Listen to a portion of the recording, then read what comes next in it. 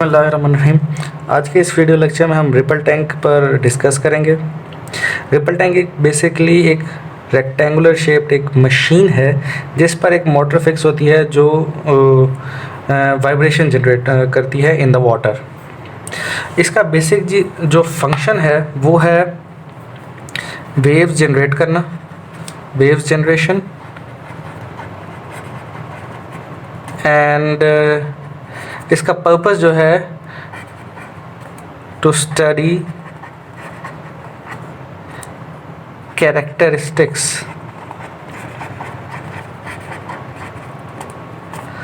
Of waves. ये इसका main function है।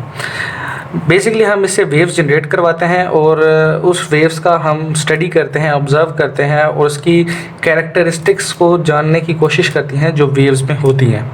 ये एक लेबॉर्ट्री में एक मशीन है रेक्टेंगुलर शेप की जिसके ऊपर एक बोर्ड बना होता है, एक लकड़ी का बोर्ड होता है जिसके ऊपर एक मशीन पड़ी होती है, वाइब्रेटर जिसे बोलते हैं। ये ख़ास किस्म की एक मोटर होती है जिसे हम इस तरह डिज़ाइन किया जाता है जो वाइब्रेशन जनरेट करती है अप एंड डाउन।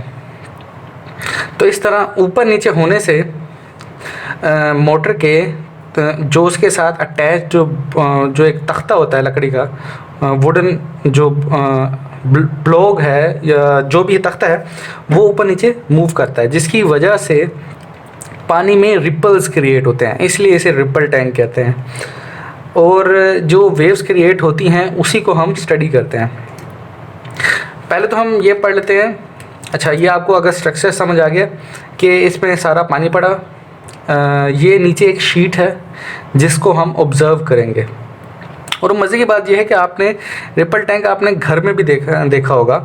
ये रिपल टैंक का फंक्शन, मिसाल के तौर पर आप अगर किसी टब में पानी भर दें और लाइट से अगर उस पर लाइट मारे तो हमें जो दीवारें होती हैं उस पर कुछ स्केचेस बने नज़र आते हैं अगर वो पानी मूव कर रहा है। तो ये बेसिकली वेव्स को हमें दिखा रहा होता है। चूँकि ये एक रेक्टेंगुलर शेप्ड ये एक टैंक है, तो जब ये वाइब्रेट करता है तो बिल्कुल सीधी वेव्स पैदा होती हैं जो हमें ऑब्ज़र्व करने में आसानी होती है। घरों में तो ऐसा नहीं होता, इसलिए इसे ख़ास तरह इसके लिए डिज़ाइन किया जाता है ताकि हम इसकी कैरेक्टरिस्टिक्स को स्टडी कर सकें। अब कैरेक्टरिस्टिक्स में कौन कौन सी चीज़ें आती हैं भला, ये भी हम बारी बारी हम इसको डिस्कस करेंगे। कैरेक्टरिस्टिक में जो वेव्स की कैरेक्टरिस्टिक्स होती हैं, रिफ्लेक्शन, रिफ्रैक्शन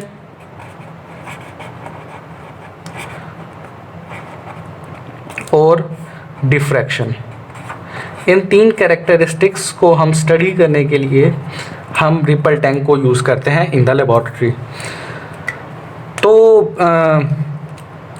अब हम देखते हैं कि ये काम जब हम स्विच ऑन करते हैं, ऊपर बल्ब लगा हुआ है, जब ये एक बेसिकली एक गिलास का एक टैंक है, नीचे से इसका शीशा लगा हुआ है, तो जो ऊपर वेव्स जनरेट हो रही होती हैं वो नीचे शीशे में स्क्रीन से साफ नज़र आ जाती हैं।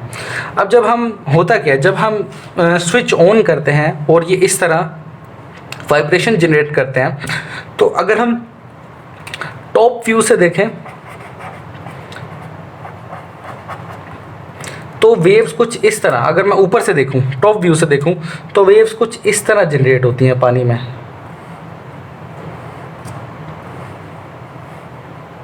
तो इसीलिए नीचे भी इसी तरह का एक पैटर्न बनता हुआ नज़र आता है।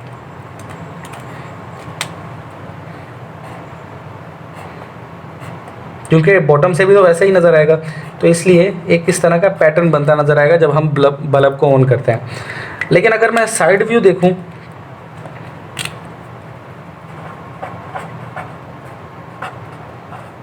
तो साइड व्यू में हमें इस तरह की वेव्स, यानी कि अगर मैं यहाँ से साइड से देखूँ तो साइड में मुझे इस तरह की वेव्स बनती दिखाई देंगी।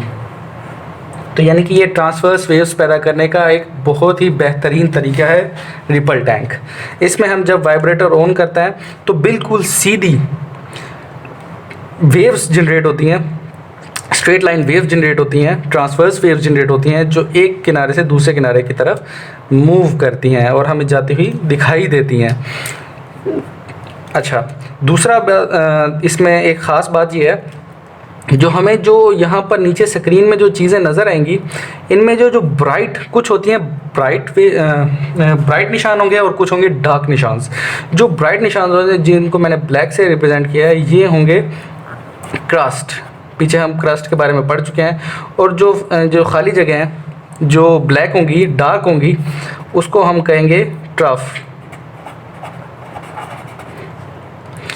तो ब्राइट निशान आपने याद रखना है, क्रस्ट होते हैं, और डार्क निशान ट्रफ होते हैं। ये ब्राइट निशान क्रस्ट ही क्यों होते हैं? क्योंकि जब ये वेव्स पर ये जो बल्ब की रोशनी पड़ती है ना जब यहाँ पर, तो ये एक मिरर का, एक लेंस का काम करता है जो रोशनी को इकट्ठा कर देता है, बिल्कुल इसी तरह कन्वर्जिंग लेंस की तरह। तो रोशनी इकट्ठी हो जाती है, एक लाइन की सूरत में अलाइन हो जाती है, तो हमारे पास एक ब्राइट व्यू आ जाता है। लेकिन ट्रफ में ऐसा नहीं हो पाता, तो हमें इसलिए डार्क व्यू आ जाता है। तो ये ब्राइट एंड डार्क्स को देखकर हम वेव्स की नेचर का अंदाज़ा लगाते हैं। इस तरह हम मुख्तलिफ रिफ्रैक्शन और डाइफ्रैक्शन को हम स्टडी करते हैं। अब मुख्तलिफ़ रुकावटें, किस किस्म की रुकावटें डालेंगे, उससे हम मुख्तलिफ़ रिफ्रैक्शन और डिफ्रैक्शन को हम स्टडी करने के काबिल होंगे। अगले लेक्चर्स में हम रिफ्रैक्शन और diffraction in a ripple tank पढ़ेंगे। तो अल्लाह हाफ़िज़।